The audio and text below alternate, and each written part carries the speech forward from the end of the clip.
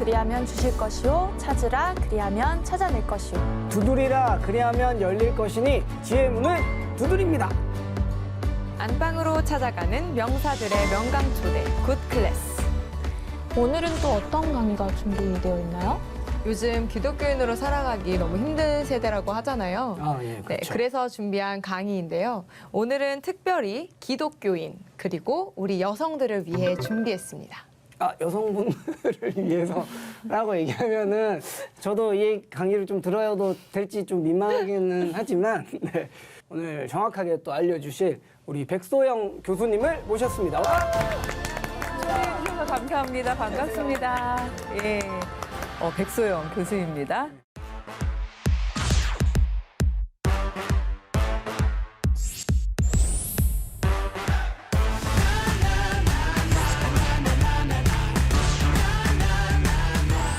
제 전공은요, 굉장히 길어요. 기독교, 사회, 윤리학. 오. 그래서 오늘 제목도 이렇게 긴 겁니다. 21세기 대한민국에서 기독교 여성으로 사는 법. 굉장히 길잖아요. 네. 근데 이게 전공하고 이렇게 비례해서 길어진 건데요.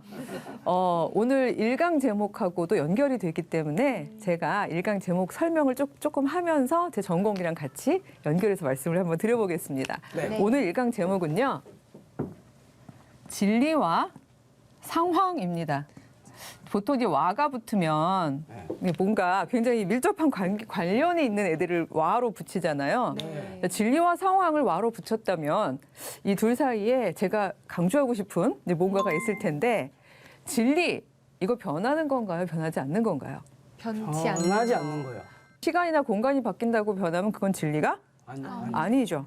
상황은요. 바뀌지 않나? 그렇죠. 상황은 자꾸 바뀌는 거죠. 네. 그래서 제가 오늘 제목을 21세기 대한민국에서라고 시간과 공간을 딱 특정을 한 겁니다. 이유가 있으시네요. 그렇죠. 네. 그냥 기독교 여성으로 사는 법 하고 얘기를 했을 때 이 부분을 진리로 접근할 것인가? 진리라고 생각해서 적용해도 되나? 이런 질문들이 생길 수가 있죠. 그러니까 사실 요즘에 아주 신실한 기독교인 자매들의 가장 큰 그 고민 중에 하나가 뭔가 하면요. 성경에 있는 궁금하다. 자매들아, 그렇죠? 아니면 여인들아, 뭐 아내들아, 어머니들이요 하고 참 성경에 보면 조언이 너무 많잖아요. 네. 근데 그거를 그대로 21세기 대한민국에서 지키자니 힘들 것 같아요. 상황이 안 맞는 거예요. 그렇죠? 그러면 이게 상황이 안 맞는 거고 옛날에 막 기원전 막 2000년 막 이런 때 얘기니까 이거 다 버려? 라고 생각하기엔 성경 안에는 진리의 말씀들이 정말 너무너무 켜켜 박혀 있잖아요. 네. 그러니까 이거 어떡하지? 이거를 진리를 어떻게 발견해내고 상황은 다시 21세기 대한민국이라는 우리 상황에 맞춰서 그걸 적용할 수 있지? 이런 거를 우리가 이제 수업 시간에 공부를 할 건데 이런 과목들을 가지고 강의를 하는 게 제 전공입니다. 그러니까 기독교 사회윤리학은 그래서 굉장히 이제 여러 학문들, 독립학문들이 붙어 있는 학문이에요. 기독교 학은 진리를 가르치는 학문이고요. 네. 사회학은 상황에 대한 그렇죠? 사회 변동에 따라서 어떤 것들이 우리에게 지금 어떻게 생존을 위해서도 어떻게 살아남아야 되나 이런 어떤 변동에 대한 부분을 얘기하는 거죠. 윤리학은요. 도덕적인. 그렇죠. 윤리라는 게 윤자가 공동체 윤자거든요. 예. 그러니까 공동체 안에서의 원리, 그러니까 사는 법, 그런 사는 법에 대한 이야기를 하는 거죠. 그러고 나니까 긴 강의 제목도 금방 외워지시죠? 21세기 대한민국이라는 상황에서 기독교인 여성으로서 우리가 진리를 붙잡고 예. 사는 법, 윤리적으로 공동체 안에서 살아가는 법에 대한 강의를 하겠구나라고 생각하시면 이해가 이제 되시는 건데 그거에 대한 첫 번째 여는 강의로 제가 진리와 상황이라는 제목을 아예 이렇게 붙였습니다. 네. 예. 우리 한 가지 우리 패널분들한테 질문을 한번 드려보려고 하는데요. 예. 기독교가 진리의 부분인 건 알겠어요. 네. 근데 여성에 대한 부분에 있어서 우리가 알고 있는 수많은 여성에 대한 이야기들이 있죠. 좀 옛날 분들이 하시던 말씀이신데 나 맞출 수 있어. 맞춰보실래요? 옛날 사람입니다.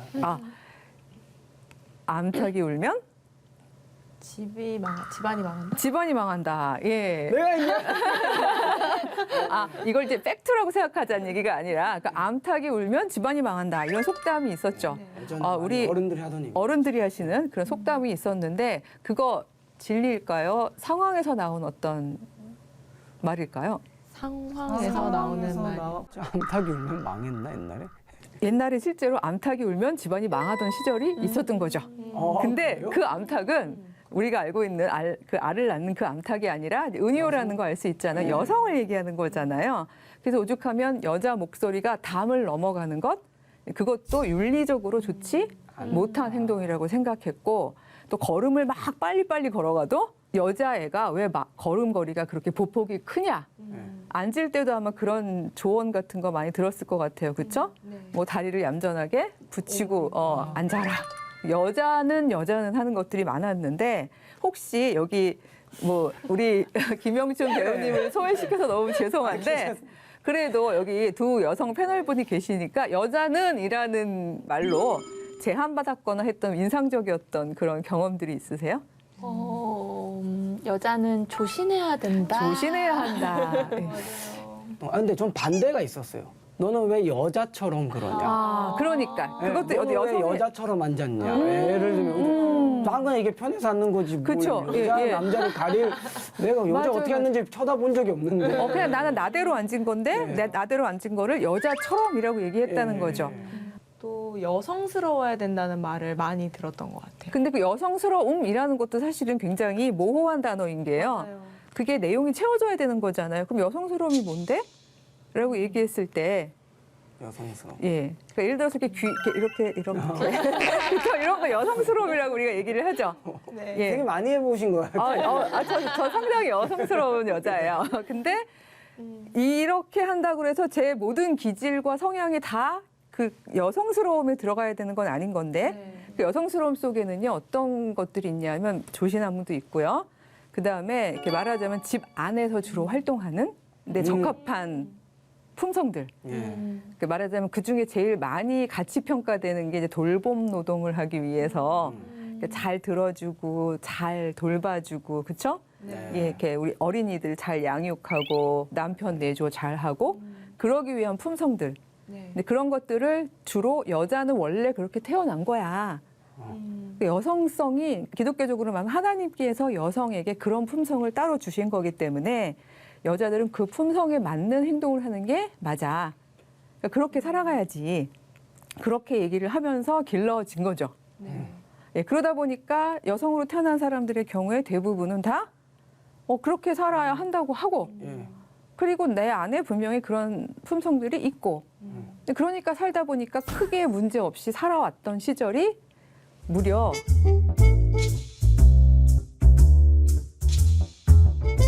그 가부장제라는 제도로 산 게 5,000년이었어요. 5,000년. 근데 무려 5,000년 동안의 인류는요 가부장제도라는 제도에서 살아갔어요. 예. 이게 제도라는 게 되게 특별한 게 뭔가 하면요. 각 개인도 개성이 있죠. 예. 왜 우리가 물론 남자로 태어난 사람들의 비슷한 남자의 어떤 특성들이 있고 여자로 태어난 사람의 비슷한 특성이 있지만 그럼에도 불구하고 개성이란 것도 달라서 아까 우리 김영춘 배우님처럼 난 이렇게 하는 게 편해 뭐 이런 게 있잖아요. 예, 그걸 개성이라고 하는 개성 이렇게 거거든요. 하는 게 편하고. 그렇군요. 이렇게 그 개성이거든요. 근데 마찬가지로 이렇게 개성이 있듯이 한 문화도요. 그러니까 한 사회 안에서 제도에 따라서요. 문화적 특성, 제도적 특성이 달리 있어요. 그러니까 그걸 이제 개인은 아니지만 그 사회도 하나의 마치 유기체처럼 예. 그 사회가 가지고 있는 특성이 있다는 거죠. 우리나라 조선 사회 같은 경우에는 유교적으로 굉장히 그러니까 유교 가부장제라고 하거든요. 우리 들으시는 분들 중에는요 가부장제란 말만 들어도 겁먹으시는 분들이 있어요. 그 센 말인 것 같아, 막 이렇게 생각하시는데 이거 사회학적인 용어예요, 그냥. 예. 자, 가부장 무슨 뜻이죠? 집 가자죠. 집에 장, 수장이 아빠. 아버지인 제도 이런 뜻이죠. 그럼 가부장제 안에서는요 그 공동체가 사는 법을 누가 결정하시는 거죠? 아버지요. 아버지가 결정하시는 제도를 우리가 5,000년을 산 거예요. 자, 그렇다면 암탉이라고 해서 미안하지만 엄마들, 딸들 목소리 크면 그 당시는 집안이 망한다고 생각을 할 수 있는 거겠죠. 왜냐하면 아버지의 답으로 공동체가 유지가 되는 제도를 살고 있으니까. 예. 그 제도 안에서 이건 뭐 맞고 틀리고의 문제가 아니라 그 제도 안에서 살아가는 사람들에게는 그렇게 살아야 제도적으로 적응이 가능한 거죠. 그래서 왜 뭐 허난설헌 이런 분들 같은 경우에 보면은 너무 요절을 했는데 네. 왜냐하면 그 개인의 특성이 그 당시가 요구하는 여성의 특성에 맞지 않았던 거죠. 예. 예, 막 시화에 능하고 그렇죠. 막 한시를 글쓰기 적고 자기를 표현하고 싶고 그런 조선 여성은 그 옳지 제도가 않았지, 그 그쵸. 당시엔. 예, 그러니까 그 제도가 요청하고 있는 여성에 맞지 않는 거예요. 예, 그 자기를 다 펼치지 못하고 예. 어쩌면 이런 부분이 전 진리라고 생각하는데 하나님께서 그 개인에게 주신 정말 고귀한 어떤 생명적 특성이 있잖아요. 예. 개성할 때 성자 어떻게 쓰죠? 써주시죠. 네. 썼습니다. 예. 네. 이렇게 성자가 이렇게 되어 있는데요. 예. 물론 그 범주로 얘기하면 그 성에는요 크게 남성도 있고요, 그렇죠? 예. 여성이 있어요. 분명히 남성과 여성의 특성은 달라요. 다르죠. 하나님께서 다르게 지어 주셨어요. 예. 저도 아까 이거 많이 해본 것 같다고 얘기하셨지만 저도 굉장히 여성적 특징을 가지고 있어요. 근데 이 성격과 더불어 우리는 개성도 가지고 있거든요. 그러니까 우리가 가지고 있는 이런 개성들이 여성성보다 바깥에 있는 개성을 가질 수 있는 거죠. 네. 나는 여자긴 한데 굳이 우리 사회 제도 문화가 그건 남성적이야 라고 얘기한 특성을 가질 수도 있는 거예요. 어떤 거는. 예를 들어서 허난설헌처럼 나는 막 시를 쓰고 한시를 읊고 그래야지 비로소 내가 되는 것 같아. 창세기에서 하나님께서 사람을 다 지으시면서 아주 생명을 다해서 풍성하게 살아내라 라고 이야기하셨을 때에는 그거는 자식을 많이 낳아라라는 뜻도 있지만 이렇게 지어놓으신 하나님이 만약에 사람을 지어놓으시면서 하셨던 진리의 말씀이 있었다면 그건 내가 너에게 부여한 이 성을 풍성하게 살아내라라는 뜻일 수 있는데 성자의 답이 다 있어요. 왜냐하면 이게 날생자죠. 네. 생명이란 말이에요. 이건 좀 어렵긴 한데 이게요 마음심자를 간략하게 붓소화한 거예요. 마음심. 네. 그러니까 살아서 막 활활 뛰는 나의 마음이란 뜻이에요. 그게 성이에요. 예. 근데 이 제도라는 것이 이 개성을 자꾸 제한하게 될 때 특히 가부장제라는 5,000년짜리 제도가 쭉 오랫동안 가면서 이거를 제한하게 될 때 여성뿐만 아니라 사실은 남성도 그 제도 안에서 억압을 당할 수 있는 거예요. 저는 그렇게 네, 생각합니다. 예를 들어 야곱 같은 경우에요. 야곱은 나가서 막 사냥하고 이러는 것보다 뭘 더 좋아했죠? 요리하고. 예, 엄마 옆에서 엄마 이렇게 시중 들면서 요리하고 이런 걸 더 나랑 좋아했잖아요. 닮았네. 예. 그렇구나. 제가 장이 되고 싶지 않거든요. 너무 부담되죠? 그것도 되게 부담되는 네. 일이에요. 누가 맞아요. 월등한 사람 있으면 그분이 하는 게 좋지 않나. 맞아요, 저는. 맞아요. 네. 그게 21세기 대한민국에서 가능한 시절에 태어나셔서요. 웰컴. 지금 태어나시기 너무 감사한 일인 거죠. 예. 선한 서른 씨 예, 같은 삶을 살 뻔했습니다. 네. 만약에 한 200~300년만 일찍 태어나셨어도 큰일 날 뻔했어요. 예, 그 이 어깨에 그 저 못난 놈 내가 저놈을 나가지고 어우 이렇게. 가장의 무게를 짊어지고선 막 힘들게 사실 수밖에 없었을 텐데 하필 감사하게도 너무 21세기 대한민국은 다행히도 이런 여성이기 때문에 이렇게 살아야 한단 말이야 라는 제도적인 압박, 좀 제한은 없어진, 그래도 많이 없어진 사회를 살고 있는 거죠. 그러니까 사실 그러니까 우리 패널분들 중에 여성분도 계시고 저는 심지어 강의를 하고 있는 거겠죠. 네. 목소리를 내면 안 되는 성으로 분류되어 있던 시절이 갔으니까. 그러니까 따라서 이렇게 제도는요, 자꾸 우리의 살아가는 방식을 바꾸고 영향을 미치게 되는 거죠. 동물들의 경우에는요, 살아가면서 이렇게 상황이 바뀌진 않잖아요. 네. 예. 그렇죠? 물론 이제 목초지가 있다가 풀을 다 먹어서 뭐 먹을 게 없다 이런 상황들은 바뀔 수 있겠지만 적어도 제도라는 거는 거의 안 없잖아요. 안 바뀌는 거잖아요. 뭐 2000년 전 사잖아. 네. 요즘 사잖아. 사는 방식이 다 같죠. 뭐 거의 같죠. 안 그런가요? 그죠? 토끼가 뭐 요즘 토끼라고 갑자기 막 근력 운동을 해가지고 막 육식을 하겠다 뭐 이러지 않잖아요. 네. 근데 이걸 좀 어려운 말로 이제 우리가 이제 특강이니까요. 강의니까 이런 어려운 말로 표현하신 분이 있는데 제가 오늘 좀 유명하신 신학자 한 분을 소개해드리겠습니다. 저분 이분입니다. 네, 썼는데도 읽기가 힘든데. 폴 틸리히라는 분인데요. 바울이라고 예, 해요. 예, 바울 맞아요. 그 유명한 바울. 예, 바울 그 폴 틸리히라는 분인데 이분이 인간은 어쩔 수가 없어. 하나님께서 지어놓으신 우리의 이 생명의 특성이 바로 유한한 자유이기 때문이야. 자유. 유한한 자유. 제가 영어로는 안 할게요. 왜냐면 이분이 영어로 말씀하셔서 저도 모르게 그래서 이게 유한한 자유 이 말이요 굉장히 역설적입니다. 자 자유란 어떤 거여야 되죠? 제한이 없어야 되잖아요. 없는 걸로 알고. 그렇죠. 제한이 없이 막 그냥 내가 하고 싶은 대로 해야 그게 자유인데 우리 인간 조건이 유한한 자유라는 거예요. 우리의 자유는 유한하대요. 이게 그 성경의 내용에서는 그 선악을 알게 하는 열매로 금지된 그 부분을 유한으로 풀어냈는데 만약 인간이 유한한 자유라면 하나님을 같은 언어 유희로 얘기하면 어떻게 표현할 수 있을까요? 하나님을 한자만 바꾸면 되는데 퀴즈. 무한한 맞습니다. 예, 딩동댕동. 예, 무한한 자유 맞습니다. 하나님께서는 무한한 자유예요. 그래도 하나님의 자유는요 어떻게 쓰시든지 항상 옳죠. 그래서 항상 하나님의 자유는 진리 파트입니다. 근데 하필 동물들은 그 자유를 허락을 못 받았기 때문에 그냥 처음에 지어진 질서대로 사는데 오직 인간만이 하나님의 형상으로 지음을 받았단 말이에요. 그러니까 우리는 하나님의 형상으로 지음받아서 자유가 있어요. 우리 마음대로 선택하고 심지어 우리는요 하나님께서 지어놓은 게 아닌데도 상상해서 만들어낼 수가 있어요. 인간은 창조할 수 있잖아요. 그러니까 이런 자유가 있는데 반면 슬픈 게 그 자유가 유한하다는 거예요. 우리는 하나님하고 다르게 몸을 입고 있기 때문에 이런 상황에 제약을 받고 있기 때문에 우리의 제도는 그때그때 가장 최선을 다해서 만들긴 하지만 그러나 유한하다는 거죠. 그래서 우리가 해야 되는 작업은 가부장제? 누가 그 5,000년짜리 나쁜 제도를 만든 거야? 라고 생각하면서 싹 쓸어버려? 이럴 게 아니라 그때는 그게 공동체로 살기 위해서 꼭 필요했겠다. 누군가는 그렇잖아요. 그때 막 다 칼 뽑아서 그러던 시대인데 법도 없던 시대 막 이런 시대에 그 시대에 대한 평가는 우리가 하지 않더라도 그럼에도 불구하고 우리 지금 21세기 대한민국은 상황이 굉장히 많이 바뀐 거죠. 일단은 가부장 제도는 동력을 다 했어요. 거의 없는 거라고 봐야 돼요. 왜냐면 왜냐면 그게 관성이란 거 있잖아요. 관성이 물리에만 있는 게 아니라 문화에도 있답니다. 그래서 문화적 관성이라고 부르죠. 그러니까 아직까지도 지금 여기 패널들은 정말 젊은 패널인데도 여잔 조심해야 돼.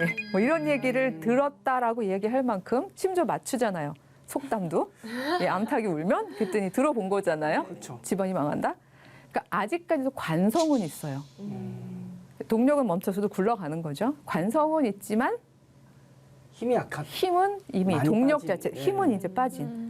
그게 사실은 가부장 제도는 더 이상 우리의 제도는 아니에요. 그러니까 오히려 요즘 제도는 민주주의제, 그리고 이제 바깥 세상을 말하자면 전문성에 기초한 좀 어려운 말이긴 합니다. 관료제라고 불러요. 관료제라는 거는 우리 모두가 다 관료가 된다는 뜻이 아니라 관료라는 말이 일종의 상징어인데 자리를 갖는 직업을 갖는다는 뜻이에요. 그렇잖아요. 우리 다 자리를 갖잖아요. 지금도 이렇게 자리를 다 가지셨잖아요. 이 자리가 너무 좋습니다. 좋으시구나. 이렇게 자리를 갖는 이렇게 근데 그 자리에 왜 앉으셨죠? 전화가 와가지고 전화가 왜 왔죠? 혹시 앉을 수 있냐 해서 잠깐만요 몇 번째 자리죠? 해가지고 그 정도면 괜찮겠습니다. 근데 그 전화가 온 이유는요. 우리 김영춘 배우님이 이 자리에 앉기에 적합한 전문성을 가지고 있으시기 때문입니다. 아마 처음엔 안 그러셨어요. 왜냐하면 이렇게 잘 생생하게 받아서 강의를 지루하지 않게 이렇게 살려줄 수 있는 그런 재능을 가지고 있는 배우다라고 하나님이 주신 감사. 하나님이 주신 재능인 거죠. 이 재능을 인정받았기 때문에 그 자리가 부여가 된 거거든요. 맞습니다. 그러니까 이런 걸 관료제라고 그래요. 그러니까 이거를 남자냐 여자냐 어느 가문 출신이냐 이런 것 때문에 거기 앉으신 게 아니에요. 맞죠. 그냥 개인이 가지고 있는 재능 때문에 앉으신 거예요. 네. 마찬가지시고요. 네. 그러니까 바로 이런 사회를 관료제 사회라고 불러요. 그러니까 민주제랑 관료제가 합해지니까 이제 여성들도 소위 말해서 이런 자리에 앉을 수가 있는 세상이 된 거죠. 좋다. 예. 그러니까 좋아요. 네. 좋긴 한데 지금 여성들은 뭐가 힘든가 하면요. 일단 앉게는 됐는데 이 자리를 만든 사람들이 누굴까요? 이 자리에서 사는 방식을 만든 사람들. 남성. 예, 남성들이 만들어 놓은 거거든요. 왜냐하면 그 조직의 구성원들이 꽤 오랫동안 남성들이었기 때문에 제가 아까 여기다 이렇게 표현했잖아요. 그러니까 남성적 특징에는 분명히 비슷한 점들이 있거든요. 요거를 뭐라고 부르냐면요. 가족 유사라고 그래요. 이것도 개념인데요. 가족 유사. 이거 비트겐슈타인이라는 알아요. 그분은 진짜 알아요. 정말 알아요. 그분이 저를 모를 뿐이지 그분 알아요. 비트겐슈타인이라고 분석 철학자인데 네. 그분이 이런 개념을 가지고 뭐라고 표현했냐면 개개인이 다 똑같은 건 아니지만 네. 예, 그러나 이렇게 관찰을 하다 보면 왜 가족들 보면은 완전 쌍둥이는 아니지만 남들은 알아보죠. 오, 예, 본인들은 서로 안 닮았다 그러고 막 근데 기분 저는 제 나쁘고 동생이랑은 진짜 안 닮았어요. 막 마음에 안 들고 막 이러지만 네. 남들이 보면은 그래도 가족 간에 가지는 유사성이 발견이 되거든요. 그것처럼 남성들도요. 남성들 사이에서는 그래도 유사성이 있어요. 개성도 있지만. 그래서 그 유사성들로 조직 문화를 만든 거죠. 예. 조직이 살아가는 방식을 만들었고. 그러다 보니까 이미 다 만들어진데 여성들이 투입이 되다 보니까 여성들 입장에서는 넌 왜 그렇게 행동해? 그러니까 말하자면 여성적 특징이 이 조직의 사는 방식에 만들어지는데 반영이 된 적이 없다 보니까 그러니까 자꾸 하다못해 육아휴직만 해도 그런 거예요. 왜냐하면 애를 낳는 사람이 조직에 들어온 적이 없었으니까 뭐라고? 육아휴직을 하겠다고? 그러니까 이런 식으로 굉장히 낯선 일들이 생기게 되는 거죠. 예, 그래서 21세기 대한민국에서 우리가 그리스도인이면서도 여성으로 사는 법을 만들어내기 위해서는 그러니까 남은 세강이 정말 중요한 거예요. 예, 그래서 우리가 어떻게 우리의 여성적 특성들을 버리지 않고 하나님이 주는 우리의 이 생명을 팔팔하게 살아 숨쉬게 하면서 우리는 우리의 사는 방식을 바꿀 것인가. 그 얘기를 우리 이어서 해보도록 하겠습니다. 너무 기대돼요, 다음 강의. 네네, 감사합니다. 저도 남자인데 너무 듣기 되죠. 정말요? 예, 감사합니다. 혹시 일강만 들으시고 일종의 뭐 질문? 뭐 좀 더 보충해서 듣고 싶은 거? 이런 게 있으실까요? 그러면 개인의 가치관이 이제 상황에 따라 바뀔 수 있잖아요. 그런 것들을 가치관이라고 할 수 있을까요? 바뀌잖아요. 가치관에는 두 가지가 있는 거죠. 오늘 그 강의에 따르면 개인의 가치관이라고 얘기를 해도 나를 잘 들여다보면요. 이게 나만의 정말 순수한 가치관인지 아니면 그 제도가 나에게 학습시킨 가치관인지는 구별을 해야 되는 거죠. 그렇죠? 그러니까 내 품성이 가지고 있는 가치관도 있을 수 있는 거잖아요. 그러니까 가치에 대한 일종의 관이니까. 네. 그러니까 나는 경쟁하는 거 싫어. 나는 막 그냥 쟤를 제끼고 경쟁하고 그렇게 살고 싶지 않아. 그건 나에게 가치 있지? 않아. 나는 그냥 경쟁 없이 어울려서 같이 살고 싶어. 이게 나의 가치관이어도 네. 만약에 내가 오랫동안 경쟁하는 문화 속에서 그 제도 안에서 살아남기 위해서 막 뛰었었다면 나도 모르게 나 지금 쉬고 있네? 나 놀고 있네? 약간 보겠다. 이거는 옳지 못한 행동이네? 이렇게 생각하면서 그 어떤 죄책감 같은 걸 가질 수가 있는 거죠. 그런 경우에는 그 가치관은 제도가 준 가치관인 거죠. 사실 나는 경쟁하는 거 싫은데. 그러니까 어떤 인간도 제가 아까 유한한 자유라고 얘기했지만 어떤 인간도 제도로부터 완전히 자유롭기는 어려워요. 계속 상황 속에서 우리는 유한하게 제한이 될 수밖에 없는데 그럼에도 불구하고 점검은 해봐야죠. 이거 나 정말 원해? 이게 하나님이 지어주신 대로의 나의 특성이야? 이런 거 있지. 이게 설마 나를 갉아먹고 있는 건 아닐까? 이런 질문들은 할 필요가 있죠. 뭐 또 다른 질문 있으세요? 이거를 이렇게 해야겠다라고 예, 원래 생각하게 모든 된 그거에는 좀 궁금해가지고요. 제가요? 네, 교수님께서 왜냐하면 저는 굳이 지금 보자면 뭐 우리가 뭐 주민등록증을 까보자 뭐 이렇게 얘기할 수는 없습니다만 제가 보니까 한 세대쯤 그 먼저 산 사람이라고 생각이 드는데 그러니까 저 때만 해도 라떼는 말이야. 꼰대. 저 때만 해도 이 가부장제가 동력이 완전히 그치지는 않았던 시절이에요. 근데 저의 타고난 성은 말하자면 항상 이렇게 귀만 넘기고 살 수는 없잖아요. 그러니까 저는 이제 외모적으로는 여성적이었는지 모르지만 제 내장은 튼튼하시죠? 제 내장은 굉장히 그러니까 문화가 얘기하는 방식으로 치면 남성적이에요. 그러니까 남성적이라는 건 문화가 규정한 대로의. 그러니까 나를 표현하는 거 좋아하고 자기 주장이 강하고 뭔가 새로운 걸 만들어서 사람들을 설득하는 거 좋아하고 어떤 의사결정에서 따라가기보다는 내가 결정해서 리더십을 갖는 걸 좋아하고 이런 성격이었죠. 근데 이럴 때마다 어른들이 하신 말씀이 이거 하나만 달고 나오지 막 이렇게 얘기를 하셨어요. 그러니까 어렸을 때 너무 궁금한 거지. 난 뭘 달고 나왔어요 하나. 그러니까 말하자면 그때부터 실패감을 느끼는 거죠. 그러니까 나는 잘못 태어났구나. 그렇지 않겠어요? 그러니까 나는 어른들의 말씀에 따르면 나는 뭔가 결여된 존재인 거잖아요. 예, 그러니까 그거를 어렸을 때 굉장히 질문을 많이 했던 것 같아요. 그리고 감사하게도 나로부터 그거를 제도를 벗어나서 나를 찾게 해준 게 바로 이 진리를 붙잡은 이 파트 때문에 제가 과감히 어른들은 그렇게 살면 안 된다고 얘기하는데도 불구하고 넘어갈 수 있었던 바로 그 지점은 방종이 아니라 내 맘대로 할 거야 막 이런 방종이 아니라 진리를 붙잡았기 때문에 용감하게 넘어갈 수 있었던 부분이 있었던 거죠. 그 이야기는 다음 시간에 이렇게 되는 거죠. 기대되네요. 좋네요. 오늘은 진리와 상황을 주제로 이야기를 나누어 보았는데요. 오늘 강의에서 다른 건 다 잊어버려도 꼭 잊지 말고 기억해 주었으면 하는 것은 여러분은 21세기 대한민국에서 태어난 거가 참 감사한 일인 상황에서 우리 모두 하나님이 주신 우리의 품성을 잘 개발하고 살려내는 방식으로 공동체에 사는 법을 만들어 가자. 요거를 결심하는 것으로 강의를 마치도록 하겠습니다. 감사합니다. 감사합니다.